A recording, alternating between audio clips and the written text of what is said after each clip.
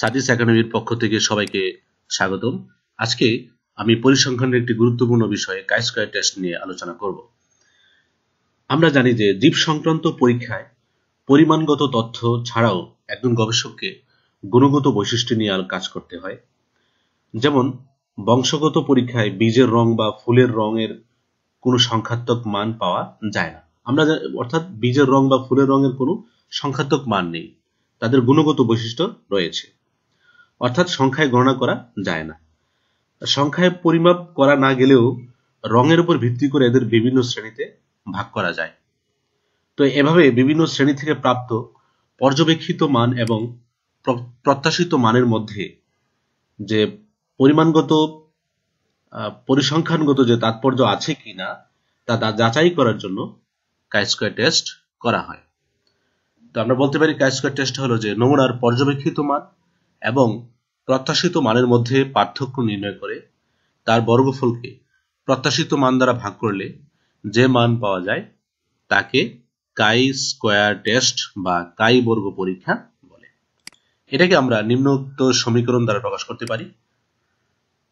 Chi square equal summation O minus E whole square divided by E. এখানে ওটাকে বলা হয় অবজার্ভড ভ্যালু বা পর্যবেক্ষিত মান, এবং ই কে বলা হয় এক্সপেক্টেড ভ্যালু বা প্রত্যাশিত মান, এবং সামেশন এটার অর্থ হলো যোগফল। এবার আসি কখন কাই স্কয়ার টেস্ট করা হয়। যখন পর্যবেক্ষিত মান প্রত্যাশিত মানের সাথে তুলনা করতে হয় তখন কাই স্কয়ার টেস্ট করা হয়। যখন গুণগত মান পর্যবেক্ষিত মানের উপর নির্ভরশীল হয় তখন, যখন পর্যবেক্ষিত মান ও প্রত্যাশিত মানের মধ্যে সম্পর্ক নির্ণয় করতে হয়। আরেকটি হলো যে মিল সামঞ্জস্যতা অর্থাৎ গুডনেস অফ ফিট যাচাই করার ক্ষেত্রে কাই স্কয়ার টেস্টটা করা হয়। আমরা এবার একটি অঙ্ক দেখি। কাই স্কয়ার টেস্ট দিয়ে আমরা একটা পর্যবেক্ষিত মানের সাথে প্রত্যাশিত মানের তুলনা করব। একটি সংকর পরীক্ষায় F2 জনুতে একটি ভুট্টার ছড়ায় 290টি বেগুনি এবং 90টি হলুদ বীজ পাওয়া গেল। প্রাপ্ত সংখ্যা মেন্ডেলের 3:1 অনুপাতের সাথে সামঞ্জস্যপূর্ণ কিনা তা যাচাই করো। অর্থাৎ এখানে যে 290টি এবং 90টি হলুদ বীজ আর 290টি বেগুনি বীজ আছে, এগুলো হলো পর্যবেক্ষিত মান। আমাদের প্রত্যাশিত মান বের করে এবং দুইটার মধ্যে একটা সামঞ্জস্যপূর্ণ আছে কিনা এবং মেন্ডেলের 3:1 অনুপাতের সাথে এটা মিলে যায় কিনা এটা আমাদেরকে যাচাই করতে বলেছে। তো প্রথমেই আমরা একটা নাস্তি কল্পনা ধরব। নাস্তি কল্পনাটা হলো এরকম যে পর্যবেক্ষিত এবং প্রত্যাশিত মানের মধ্যে কোনো পার্থক্য নেই। আমরা একটা কল্পনা করলাম যে এই পর্যবেক্ষিত মান এবং যে প্রত্যাশিত মান পাবো তার মধ্যে কোনো পার্থক্য নেই। এবার আমরা হিসাব করব যে আমাদের মোট বীজ কয়টি আছে। 290টি বেগুনি এবং 90টি হলুদ বীজ, আমরা টোটাল যোগ করলে হয় আমাদের 380টি বীজ। আমাদেরকে বলা হয়েছে যে মেন্ডেলের 3:1 অনুপাতের সাথে মিল কিনা বা সামঞ্জস্যপূর্ণ কিনা। আমাদের এখানে প্রস্তাবিত অনুপাত দেয়া আছে 3:1। এবার আমরা অনুপাত দুটি যোগ করব। অনুপাতের যোগফল 3 + 1 = 4। এখন আমাদের প্রত্যাশিত মান বের করতে হবে। তো বেগুনি রঙের প্রত্যাশিত মান আমরা বের করব। বেগুনি রঙের প্রত্যাশিত মান সমান 4 ডিভাইডেড বাই, অর্থাৎ আমাদের নিচে 4 থাকবে, অনুপাতের যোগফলটা উপরে হবে। বেগুনি রঙের জন্য ছিল অনুপাত ছিল 3 গুণন আমাদের টোটাল বীজ সংখ্যা ছিল 380। এখন আমরা এটাকে 3 দিয়ে 380 কে গুণ করার পর যদি 4 দ্বারা ভাগ করি তাহলে আমরা পাবো 285।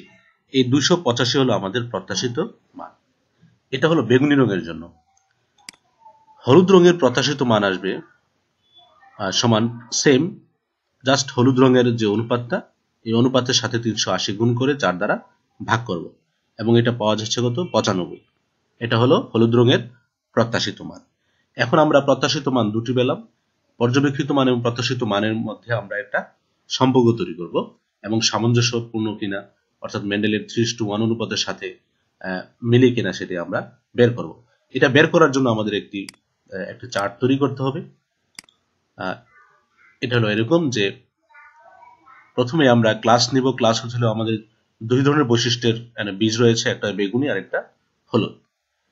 এখন এই যে উ রয়েছে, উটাকে বলা হয় অবজার্ভ ভ্যালু, অর্থাৎ আমাদের পর্যবেক্ষিত মান। আমাদের পর্যবেক্ষিত বেগুনি রঙের বীজ ছিল 290টি এবং হলুদ রঙের বীজ ছিল 90টি, এবং আমরা প্রত্যাশিত মান পেয়েছি, এক্সপেক্টেড ভ্যালু পেয়েছি 285টি বেগুনি এবং হলুদ পেয়েছি 95টি।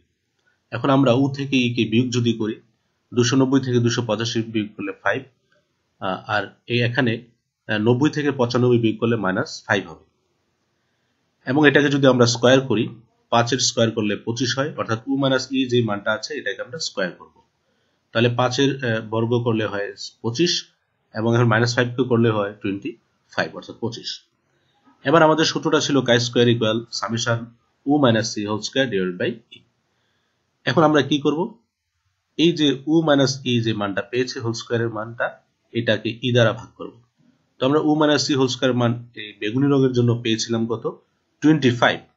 তো এটাকে আমরা ই দ্বারা ভাগ করব 285, অর্থাৎ ই দ্বারা ভাগ করব 285 কে 85 দ্বারা ভাগ করব, অর্থাৎ 25 কে আমরা 285 দ্বারা ভাগ করব। আমরা ভাগ করলে পাই 0.088। ঠিক এরকম ভাবে হলুদ রঙের জন্য আমরা যে উ মাইনাস ই হোল স্কয়ারের যে মান 25 পেয়েছি, তাকে ভাগ করব আমরা 95 দ্বারা। ভাগ করলে আমরা পারবো 0.263। এবার আমাদের দুইটাকে কি করতে হবে, যোগ করতে হবে। এই যে সামেশন অর্থ যোগ করা, এই যে আমরা মানগুলো পেলাম O minus C whole square by E, এই মানটাকে আমরা, এই দুইটা মানকে আমরা কি করব, সামেশন করব, অর্থাৎ যোগ করব।